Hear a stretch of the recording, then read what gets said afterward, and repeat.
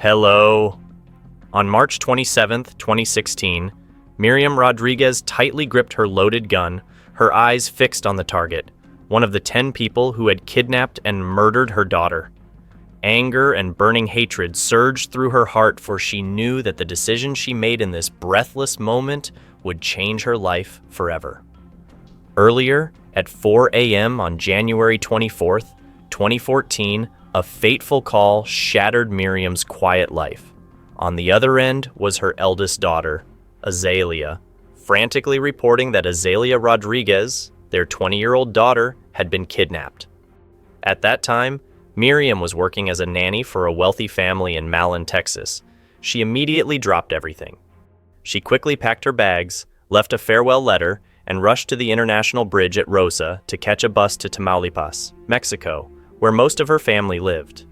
Throughout the journey, Miriam felt like she was trapped in a nightmare with no way out. She had to confront the brutal truth that her daughter had fallen victim to the Notorious Zetas gang, a cartel that not only spread fear, but also left a trail of death throughout the city of San Fernando. Since 2010, the Zetas had turned the place into a living hell. Government buildings lay in ruins, and everywhere one looked, anonymous corpses were discarded like soulless bodies, leaving no one trusting in their safety anymore. When Miriam reunited with her family, they received a call from the kidnappers. They demanded a ransom in exchange for Azalea's freedom, promising that she wouldn't be harmed if the money was delivered on time. Desperation and hope mingled in Miriam's heart. Her husband, Luis Rodriguez, rushed to the bank to gather the ransom. Thanks to his long-standing reputation, Luis was able to secure the money quickly, but their life savings amounted to less than $110,000. They arrived at the meeting point and handed the money to a Zetas gang member, but Azalea wasn't there. Instead, they were directed to a nearby cemetery parking lot. It all felt like a cruel joke as hours passed without any sign of Azalea. The ordeal didn't end there. The kidnappers continued to extort the family, claiming that Azalea was still alive.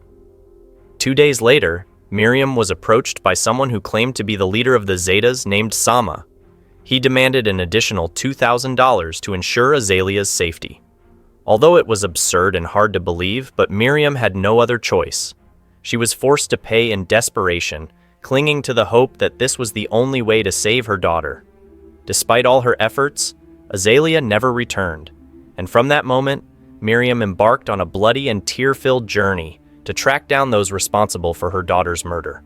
She swore, "I will make them pay." A month passed without any sign of her daughter, and Miriam realized that Azalea had been killed. That vow for revenge became her reason for living, sparking a relentless war against the Zetas cartel. In February 2014, Miriam called Lieutenant Alex, a naval officer whose number she had received from a stranger on a bus to San Fernando. In the conversation, Miriam quickly noticed a stark contrast between the Navy and the local police. The Navy acted swiftly, decisively, and mercilessly, showing no leniency towards their enemies with a kill ratio of 3-to-1, a frightening statistic as they killed more than they captured. This Navy unit had been the force responsible for capturing the infamous drug lord Joaquin El Chapo Guzman, and for Miriam, catching a few Zetas members seemed like a small matter to them. Just a few days after the call, Miriam received her first lead. While walking through a square, she saw 2 young girls using Azalea's laptop, the one her daughter had with her when she was kidnapped. Miriam's heart raced.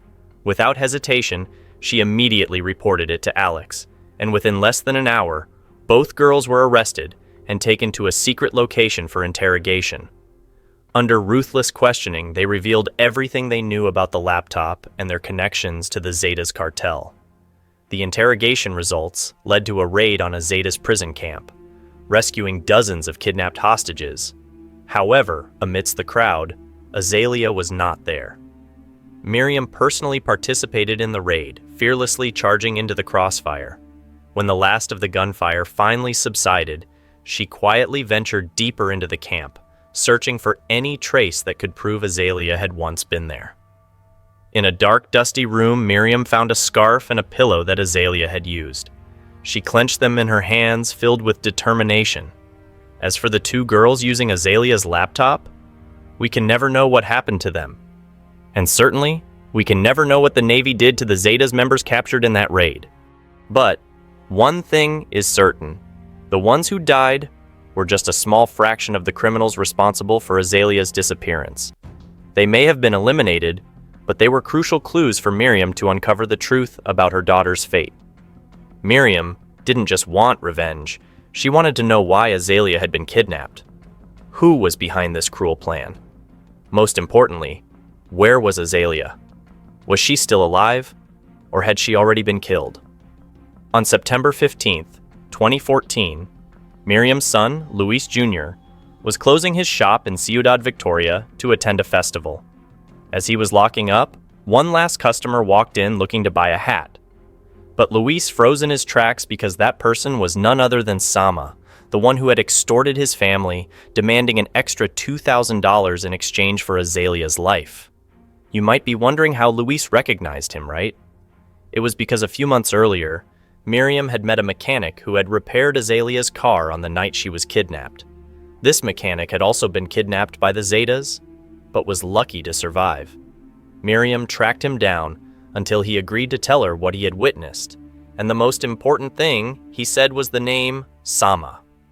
Sama wasn't just a ruthless leader. Miriam believed he was the one who had directly ordered her daughter's abduction. But Miriam needed his true identity for the police to issue a warrant.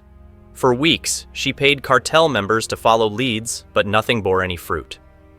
It wasn't until Miriam found a blurry photo on Facebook. In the picture, Sama stood next to a woman in a uniform from a local ice cream chain in San Fernando. With just that one photo, Miriam decided to follow that woman to track down Sama's whereabouts. After weeks of staking out various shops, Miriam finally found her. Then, after many weeks of waiting, Sama appeared. Miriam didn't miss the opportunity and began tailing him. She put on her old medical uniform, pretending to be a survey worker, going door to door in Sama's neighborhood. She needed more information, and her bold plan succeeded as she gathered the necessary details. Sama's fate was now only a matter of time. After collecting enough evidence on Sama, Miriam quickly sent all the information to authorities in the capital, hoping that justice would finally be served. But like a never-ending nightmare, everything fell into silence once again. A week passed without any action, and unable to wait any longer. Miriam began making constant phone calls, urging officials to act, demanding that an arrest warrant be issued. When even the calls were in vain, she wrote an official letter with harsh words, pressuring the investigators to take action. But when they went to check, Sama had vanished like a ghost. He slipped away right in front of their eyes. However, Sama didn't know that Miriam had a backup plan. She had spent weeks tracking him through his Facebook page, piecing together every small detail and face connected to him and the Zetas cartel.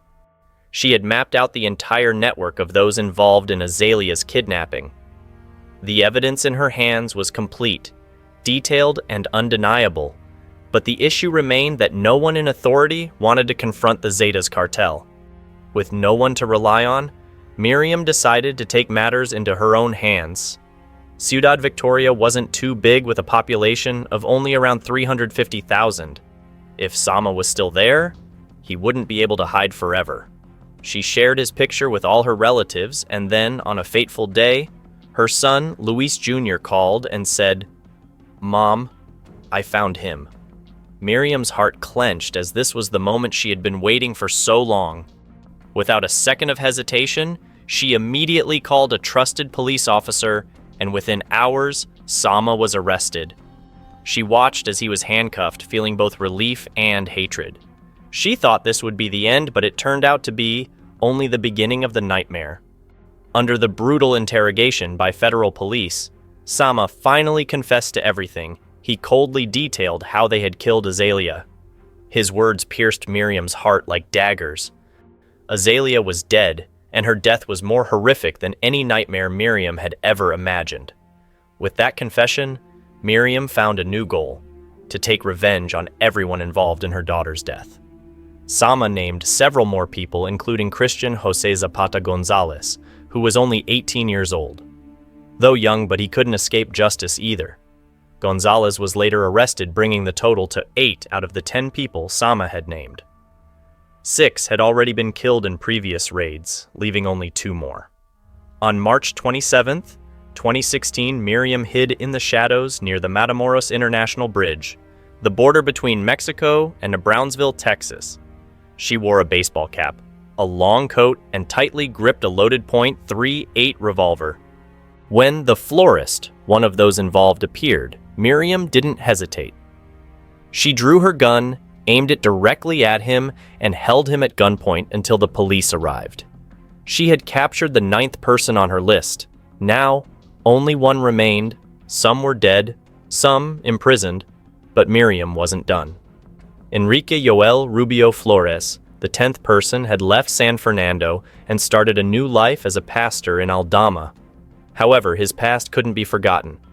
Through his grandfather, Miriam traced Flores' whereabouts, leading a few Mexican police officers to Aldama, and finally, he was arrested. By that time, Miriam had founded a support group for parents with missing children called the Colectivo de Desaparecidos de San Fernando, a small but growing collective. Despite receiving many death threats from the cartel and those she had put behind bars, Miriam never wavered. Friends said she had gone too far, but for Miriam, she had poured her heart and soul into this fight. She couldn't stop until they had all paid. Yet, she couldn't escape the lurking danger. Nearly 24 prisoners, including those responsible for her daughter's murder, had escaped from Ciudad Victoria prison. Miriam knew the Zetas wouldn't leave her alone, so she pleaded with the government for protection, but before the bodyguards could arrive, they found her. Miriam's story didn't just end as a journey of revenge, but as a life-and-death confrontation with a notorious cartel. On May 10, 2017, an oppressive atmosphere hung over Ciudad Victoria as Miriam left her shop, driving herself home. A month earlier, a serious accident had occurred, and she still had to walk with crutches. She had broken her leg during a dramatic chase after one last target on her list. That target was a young woman believed to have left town to work as a nanny for a family in Ciudad Victoria, a person directly connected to Azalea's kidnapping. The image of Azalea in her moments of agony being tortured constantly haunted Miriam's mind. Miriam didn't have official documentation, but the information she gathered indicated that this woman had treated Azalea like a punching bag. With her determined nature, Miriam couldn't allow such a person to live peacefully. She spent days sitting in her car, waiting for the right moment. She sat in the dark with only the sound of the radio and bottles of urine beside her, reminding herself that every sacrifice was worth it to find justice. Finally, when the police arrested the woman, a wave of excitement surged in Miriam's heart, but as she rushed forward, she stumbled and the sound of breaking bones echoed through the quiet night. Though her leg was still bandaged, but she was determined to make it back home. Barely catching her breath, a white Nissan truck parked right behind her. The air grew thick with the sense of violence. Despite her injury, Miriam struggled to pull the gun from her handbag, but the Zetas gunmen gave her no chance. They opened fire, 13 shots rang out with 8 bullets hitting her body. The sharp sounds of gunfire echoed like a death sentence. Inside the house, her husband was watching TV when he was startled by the shots. He rushed outside to witness the tragic scene. Miriam lay in a pool of blood, her hand still gripping the gun. A battle had ended, but was her death truly the end? Miriam was rushed to the hospital, where doctors delivered the grim news. She had passed away. It seemed like her story had come to a close, but the fire in her son Luis Jr.'s heart had just been ignited. He vowed to take over the support group his mother had painstakingly built. With unyielding spirit, he was ready to continue the fight against evil, even though violence in Mexico and Tamaulipas was escalating, leaving everyone living in fear. Miriam's death was a wake-up call, a reminder that none of us are truly safe. On June 7, 2020, the country was shaken when 117 murders were recorded in just 24 hours, a shocking figure that alarmed everyone. This time, the perpetrators weren't the Zetas cartel, but CJNG, a new and even more terrifying criminal organization spreading violence everywhere. Perhaps if the government had provided Miriam with proper protection, she could have survived. If her leg hadn't been broken, maybe she could have escaped the attack. But no matter what, the name Miriam Rodriguez will forever be remembered as a symbol of courage. She was a woman who dared to stand up against a notorious cartel, a silent hero of the Mexican people. Her story will live on, inspiring hope and determination in the hearts of those who still stand strong against violence. What do you think of this story? Leave your thoughts in the comment section below for everyone to see. Don't forget to like and subscribe to support me. Thank you for watching. Goodbye.